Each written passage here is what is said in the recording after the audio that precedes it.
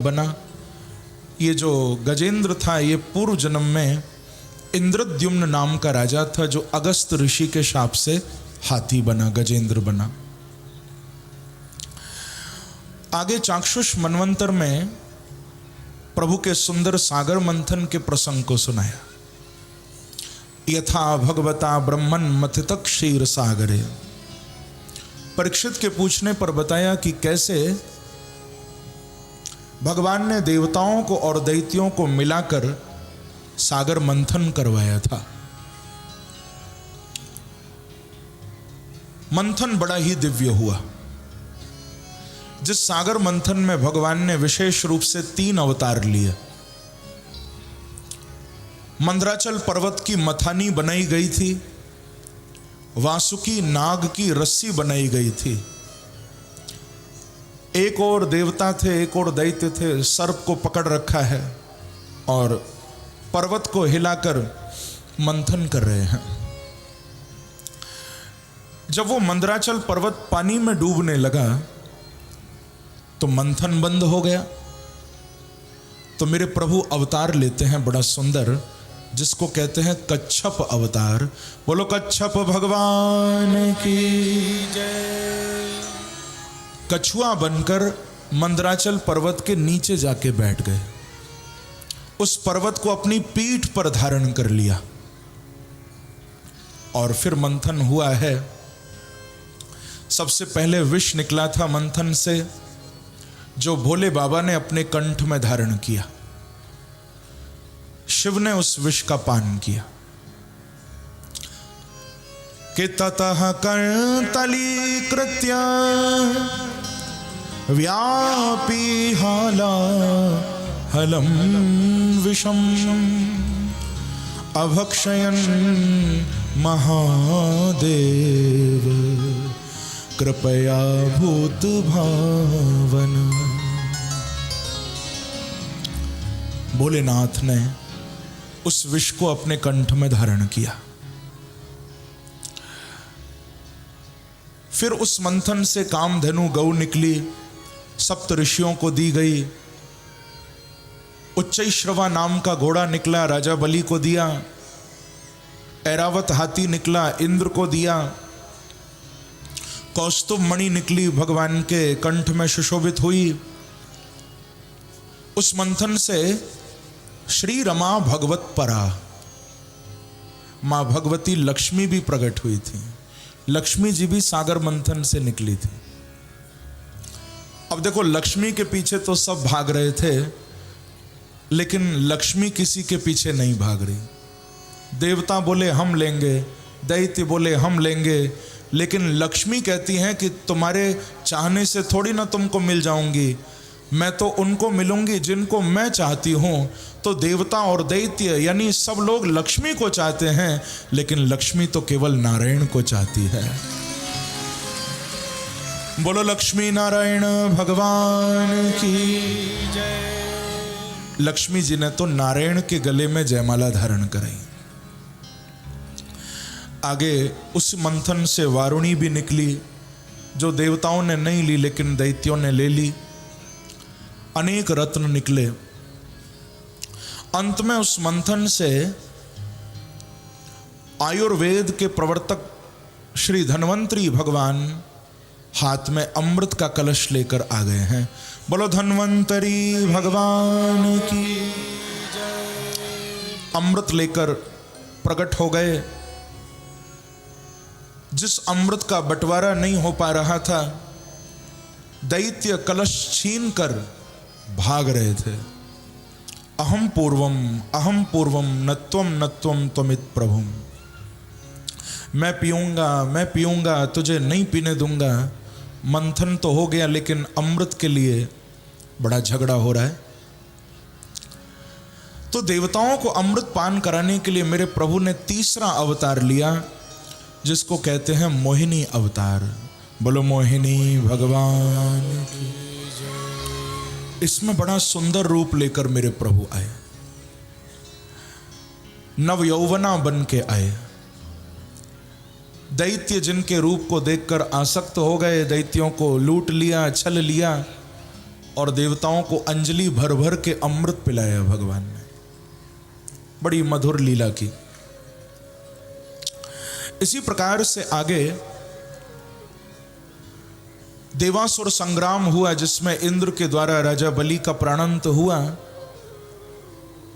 पर दैत्यों के गुरु शुक्राचार्य जी ने मृत संजीवनी विद्या से राजा बलि को पुनः जीवित कर दिया और भृगुवंशी ब्राह्मणों की कृपा से राजा बलि को अमृत तो नहीं मिला था पीने को, लेकिन स्वर्ग की लक्ष्मी मिल गई गुरु कृपा से। अमृत पीकर भी देवताओं को स्वर्ग से भागना पड़ा,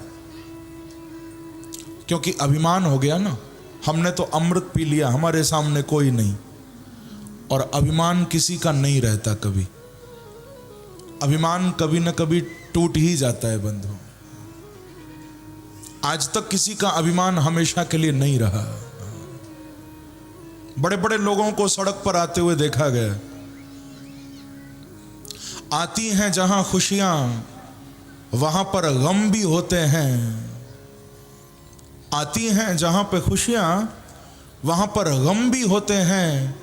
बजते हैं जहां नगाड़े वहां मातम भी होते हैं।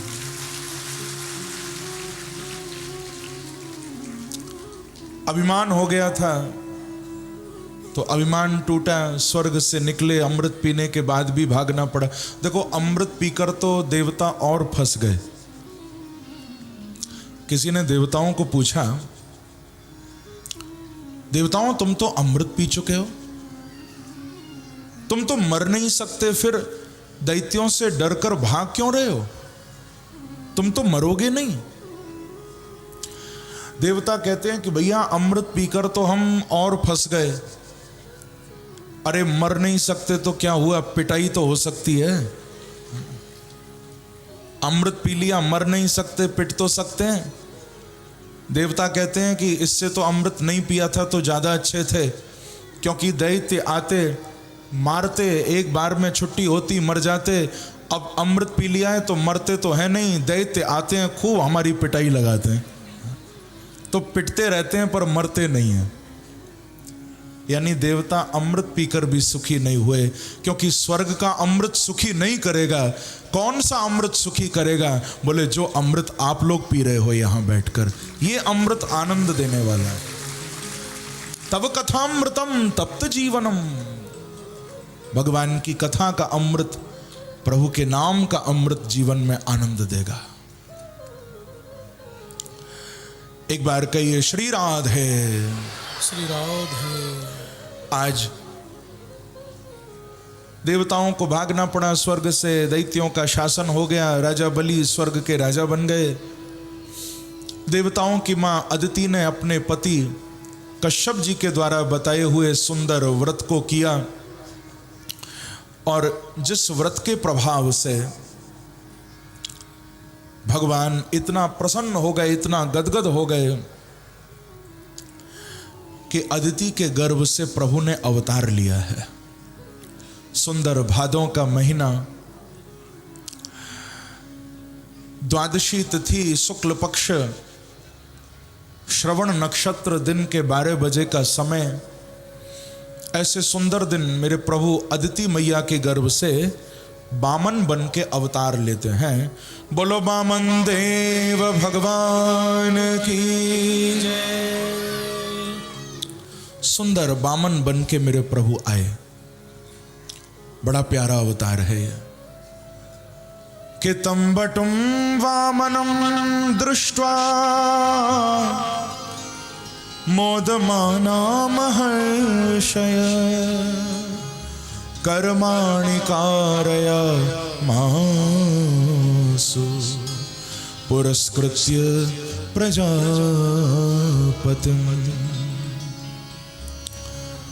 तम वटुम वामनम दृष्ट्वा, छोटे से बामन बन के मेरे प्रभु अवतरित हुए। इस अवतार में भगवान राजा बलि के द्वार पर 3 पग भूमि मांगने के लिए गए हैं। प्रसंग बड़ा प्यारा है। राजा बलि के दरवाजे पर मेरे प्रभु बामन रूप में छोटे से बालक बनकर 3 पग भूमि मांगने गए थे। राजा बलि ने बड़ा स्वागत भी किया था। स्वागतम ते नमस्तुभ्यम ब्रह्मन किम करवामते ब्रह्मर्षीणाम तपः साक्षान मन्ये त्वार्य वपुर्धरम। राजा बलि ने बड़ा स्वागत किया था वामन भगवान का। प्रभु ने एक ही बात कही थी कि देखो बलि जी, हमें 3 पग भूमि का आप दान करो, क्योंकि राजा बलि ब्राह्मणों का बड़ा भक्त था। जब भगवान ने 3 पग भूमि मांगी, राजा बलि बोला कि क्या मेरा मजाक उड़ाते हो? मेरे द्वार पर खड़े हो, चक्रवर्ती सम्राट के द्वार पर खड़े हो, तीनों लोग जिसके अधीन हैं उसके द्वार पर खड़े हो और मांगते हो केवल 3 पग भूमि? नहीं नहीं, मेरे से थोड़ा ज्यादा ले लो। वामन भगवान कहते हैं 3 पग भूमि, राजा बलि कहता है ज्यादा ले लो। वामन भगवान मन में बोले कि बेटा पहले तो इतना ही दे दे, मैं इतने में ही तेरो सब कछु ले जाऊंगा। राजा बलि कहता रहा कि नहीं नहीं, ज्यादा ले लो, ज्यादा मांग लो। वामन भगवान भी हट करते, हमें इतना ही चाहिए भैया, हम तो बड़े संतोषी ब्राह्मण हैं, ज्यादा नहीं चाहिए। राजा बलि के गुरु श्री शुक्राचार्य जी महाराज को बुलाया गया। उनको बुलाकर राजा बलि ने कहा कि गुरुदेव, आप भी ब्राह्मण हो, ये भी किसी ब्राह्मण का बेटा है, आप ही इसको समझाओ। शुक्राचार्य जैसे ही वामन भगवान की ओर देखते हैं, पहचान जाते हैं ये कौन है। राजा बलि को पूछा, राजा बलि ये कौन है? बोले किसी ब्राह्मण का बेटा लगता है। शुक्राचार्य बोले कि अरे पागल, ये किसी ब्राह्मण के बेटा नहीं, ये किसी के बेटा नहीं, ये तो सबके बाप हैं, तू इनको बेटा मत समझना। हे शवैरोचने साक्षात भगवान पुरुष परः, ये तो साक्षात भगवान है, इनको तू इंसान मत समझ, इनको किसी का बेटा मत समझ। एष वैरोचने साक्षात भगवान विष्णुरव्ययः कश्यपादि दितेर जातो देवानाम कार्य साधक। ये देवताओं का काम बनाने आए हैं। मालूम है तेरे से 3 पग भूमि क्यों मांगते हैं? 1 पग में नीचे के लोग नाप लेंगे, दूसरे पग में ऊपर के सारे लोग ले जाएंगे, तीसरे पग भूमि तेरे पास बाकी ही नहीं बचेगी, तू कहां से देगा? तू मना कर दे कि मैं नहीं दूंगा, ये तेरा सब कुछ लेने वाले हैं। राजा बलि बोला कि गुरुदेव, आप मुझे एक बात बताओ, ये जितना भी मेरे पास दौलत है, क्या ये सारी दौलत हमेशा रहेगी? बोले नहीं भैया, दौलत तो हमेशा किसी की नहीं रही, लक्ष्मी तो कभी ना कभी छोड़ के चली ही जाती है। तो राजा बलि बोले कि गुरुदेव, जब ये दौलत एक ना एक दिन मुझे छोड़नी ही है, तो फिर ऐसा मौका कब मिलेगा, क्यों ना आज भगवान के चरणों में ही सब कुछ छोड़ दूं मैं। क्योंकि ध्यान रखना,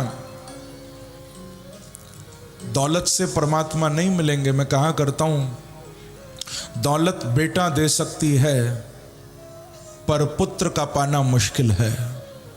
दौलत औरत दे सकती है, धर्म पत्नी पाना मुश्किल है।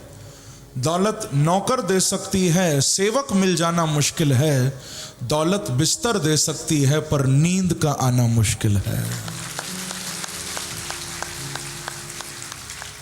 दौलत गीता दे सकती है पर ज्ञान नहीं दे सकती है। दौलत मंदिर दे सकती है पर भगवान नहीं दे सकती है।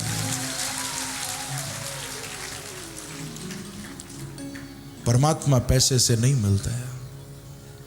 राजा बलि बोला, गुरुदेव जिसने दिया है, आज यदि वो ले भी जाएं तो क्या हो जाएगा, मैं तो दूंगा। राजा बलि ने 3 पग भूमि का संकल्प किया। भगवान ने विराट रूप धारण कर लिया। एक पग में नीचे के लोक नाप लिए, दूसरे पग में ऊपर के लोक नाप लिए, तीसरे पग भूमि नहीं बची। राजा बलि को बोले कि राजा बलि, अब हमें तीसरे पग भूमि का दान करो।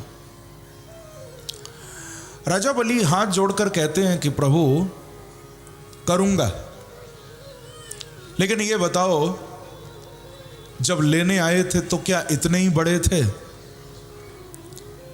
बोले क्यों भैया, कहाँ मैं बदल गया हूं? राजा बलि कहते हैं प्रभु आप तो इतना बदल गए, इतना बदल गए कि आज तक कोई नहीं बदला होगा।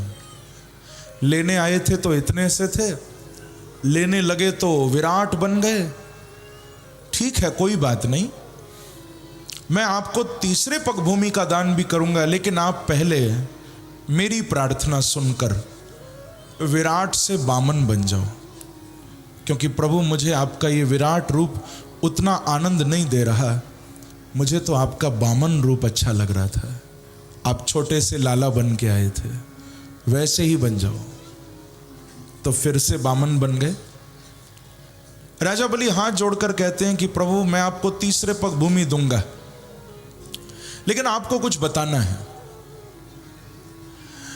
आप जितना भी लेते जा रहे थे, मुझे सब कुछ आपके विराट रूप में दिखाई दे रहा था। आप जितने भी लोग, चाहे नीचे के अतल वितल सुतल तलातल महातल रसातल और पाताल, ये नीचे के 7 लोग आपने लिए, मैंने ये सब आपके श्रीअंग में देखे। आपने पृथ्वी सहित भू भुव स्वह मह जनः तपः सत्य ऊपर के 7 लोक लिए, वो भी मैंने आपके विराट में देखे। यहां तक कि मेरी पत्नी, मेरे बच्चे, मेरा राज्य, मेरा कोष, जो कुछ आप लेते जा रहे थे सब कुछ मुझे आपके विराट में दिखाई दे रहा था भगवान। लेकिन क्षमा करना, मैंने अपना तो सब कुछ देखा, लेकिन अपने आप को कहीं नहीं देखा। इसका मतलब है आपने मेरा तो सब कुछ ले लिया, पर मुझे अभी भी नहीं लिया है। तो इसीलिए हे वामन प्रभु, मैं आपसे प्रार्थना करूंगा, अब उठाओ अपना तीसरा पग, और कहीं नहीं, अपने भक्त के मस्तक पर रख दो और अपने भक्त की वाणी को सत्य कर दो। प्रभु बोलो बलि जी महाराज की जय, वामन देव भगवान की जय। पदम तृतीयम कुरुशीर्ष्ण में निजम। राजा बलि चरणों में झुक गए। वामन भगवान ने अपना तीसरा पग राजा बलि के मस्तक पर पधराया। अपने भक्त की वाणी को सत्य कर दिया, सुतल लोक में जाने का आदेश दिया और आगे इंद्र बनाने का आशीर्वाद भी दिया। ये प्रसंग सुखदेव जी ने गाया। इसके बाद मत्स्य अवतार लेकर राजा सत्यव्रत पर भी भगवान ने कृपा की। यहां से भागवत जी का 9वां स्कंद प्रारंभ हुआ है, जिस 9वें स्कंद में 2 वंशों की कथा आई है, सूर्य वंश और चंद्र वंश। परीक्षित ने पूछा कि मन्वंतराणि सर्वाणि त्वयोक्तानि श्रुतानि मे वीर्यानंत वीर्यस्य हरेस्तत्र कृतानि च। परीक्षित ने पूछा था कि गुरुदेव, आप कथा तो मुझे बहुत सुंदर सुना रहे हो, पर मेरी इच्छा है कि मैं थोड़ा सूर्य वंश और चंद्र वंश के राजाओं के संबंध में भी सुनूं, ऐसी मेरी अभिलाषा है। तो सुखदेव जी ने सूर्य वंश के राजाओं का वर्णन किया। जो सूर्य वंश भगवान सूर्य से ही प्रारंभ हुआ। मनु हुए जिनका नाम वैवस्वत मनु, जो विवस्वान सूर्य के ही पुत्र हैं। इन वैवस्वत मनु जी की पत्नी थी जिनका नाम था महारानी श्रद्धा। इनको 10 बेटे हुए कि इक्ष्वाकु नृगशर्याति दृष्ट धृष्ट कुरुशकाम नर्षन्तं प्रशद्रं च नवगं च कविं विभुम। सुंदर 10 बेटे हुए, जिसमें प्रशद्र जी की गौ सेवा का वर्णन किया, शरियाती की बेटी सुकन्या का चरित्र सुनाया, नभग के पुत्र नाभाग, नाभाग के पुत्र अम्बरीश जी की कथा सुनाई। सवई मनः कृष्ण पदार विंदयोः वचांसि वैकुंठ गुणानुवर्णने। अम्बरीश जी का सुंदर प्रसंग सुनाया, एकादशी व्रत की कथा सुनाई। जो सबसे बड़े बेटे हैं महाराज इक्ष्वाकु, इक्ष्वाकु जी के निमि, दंडक आदि 100 पुत्र हुए, जिनके वंश में महाराज युवनासु जी हुए, मानधाता हुए, हरिश्चंद्र, रोहित, त्रिशंकु हुए, सगर जी का जन्म हुआ। जिन सगर जी महाराज की 60,000 संतति का वर्णन है। सगर जी के 60,000 बच्चे थे, लेकिन सब के सब कपिल मुनि के शाप से जलकर भस्म हो गए। कपिल भगवान ने कहा था कि महाराज, यदि आपके कुल में कोई गंगा को धरती पर लेकर आ जाए तो गंगा अवतरण से आपके सारे बच्चे मुक्त हो जाएंगे जो मेरे शाप से जल गए। इनकी दूसरी रानी से पुत्र थे जिनका नाम था असमंजस। इन्होंने गंगा को लाने का कोई प्रयास नहीं किया। असमंजस के पुत्र हुए अंशुमान, अंशुमान के पुत्र हुए दिलीप, दिलीप के पुत्र हुए भगीरथ, और ये भगीरथ जी को सौभाग्य प्राप्त हुआ। इन्हीं की प्रार्थना पर साक्षात माँ गंगा इस धरती पर प्रकट हुई।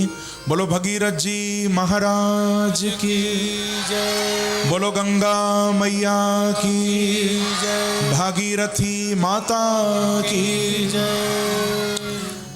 गंगा अवतरण का प्रसंग बड़ा संक्षेप में सुनाया। इन्हीं भगीरथ जी के आगे श्रुत हुए, सुदास हुए, सौदास हुए, महाराज अश्मक हुए, और आगे चलकर इसी वंश में श्री खट्वांग जी का जन्म हुआ कि खट्वांगा दीर्घबाहुश्च रघुस्तस्मात् प्रथुश्रवा अजस्ततो महाराज तस्मात् दशरथो भवत्। खट्वांग जी के पुत्र हुए दीर्घबाहु, दीर्घबाहु के पुत्र हुए रघु, रघु के पुत्र हुए अज, अज के पुत्र हुए दशरथ। और जिन दशरथ जी के यहाँ भगवान ने 4 रूपों में अवतार धारण किया है, राम, लक्ष्मण, भरत और शत्रुघ्न, हमारे बीच में भी आ रहे हैं। एक बार ताली बजाकर स्वागत करो। बोलो राजा रामचंद्र भगवान की जय। कितने सुंदर रूपों में। नहीं, आपको खड़े होने के लिए नहीं बोला मैंने, बैठ जाओ। सब माताएं बैठ जाएं कृपा करके। आप खड़े हो जाओगी तो फिर कथा नहीं सुनाऊंगा। बिल्कुल शांत बैठ जाओ। अभी बालकृष्ण बस आने वाले हैं, फिर हम खूब नाचेंगे, फिर खूब उत्सव मनाएंगे। केवल 10 मिनट आप शांत बैठो। राम जी आए हैं। जब अयोध्या में आए तो गोस्वामी जी ने क्या गाया, आप लोग बैठे बैठे भाव से गाइए, ताली बजाते हुए। गोस्वामी जी क्या कह रहे हैं, भय प्रकट कृपाला दीन दयाला कौशल्या हितकारी हर्षित महातारी मुनि मनहारी अद्भुत रूप विचारी लोचन अभिरामा तन घनश्यामा निज आयुध भुज चारे होसन बटवाला नयन विशाला शोभा सिंधु खरारी कहद्वे कर जोरी स्तुति तोरी विधि करो अनंता माया गुण ज्ञानातीत अमाना वेद पुराण बनता करुणा सुख सागर सब गुण आगर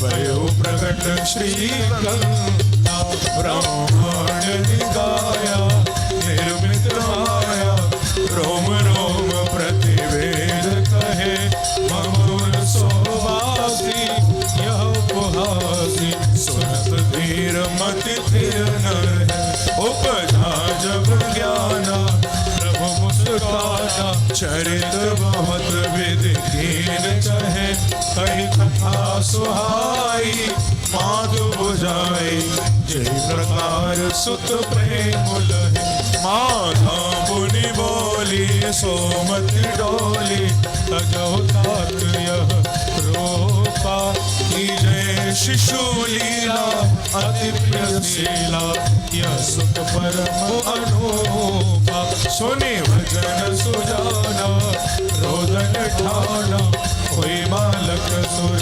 भूपा यह चरित गावे हरिपद पावे तेन पर भव को राजा राम राम राम सीता राम राम राम दो मिनट के लिए राजा राम राम राम सीता राम राम राम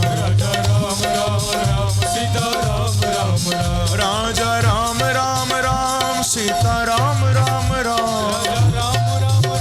सीता राम राम राजा राम राम राम सीता राम राम राजा राम राम सीता गाइए और राजा राम राम राम सीता राम राम राजा राम राम राम सीता राम राम तालियों की सेवा करते हुए जाओ